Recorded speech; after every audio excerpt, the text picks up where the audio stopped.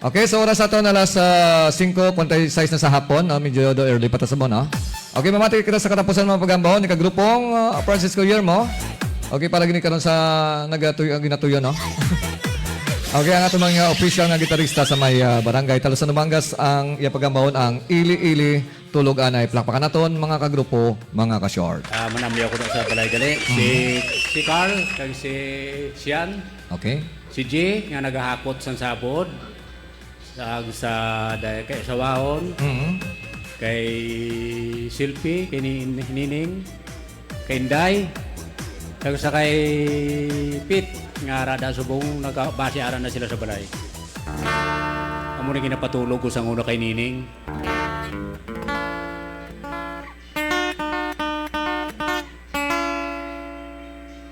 Ili-ili, tulog anay, wala diri, imo nanay. Kadto siya dito tinda, bakal imo napay. Kadto ako sa bruta, ako sakay sa bruto, ako bakal bringon, brutak brato. Kadto ako sa niway, ako bakal tinapay, ako bakal kalamay, kiamay, kiapot, Ilini tuluganay, wala diri imong nanay.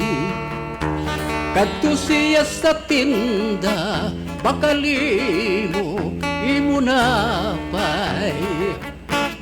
Kadto ako sa bruta, ako sakay sa bruto, ako bakal bringon, brutak brato. Kadto ako sa niway, ako bakal tinapay, ako bakal kalamay, kiamay, kiapot, kiamay, kiapot,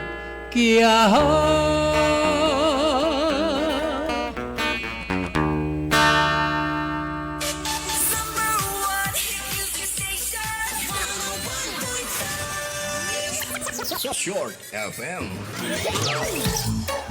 Okay, salamat gid kagrupong Francisco Yermo. Okay, ili-ili tulog anay pero may mga nagaragumo siyang inapang mention. Kadto sa brutak, bakal bringon, sakay bruto. Mga muna sang una mga banon. I don't know, kabati ka na Nining, no? Kayo daw din nga kanta sang una.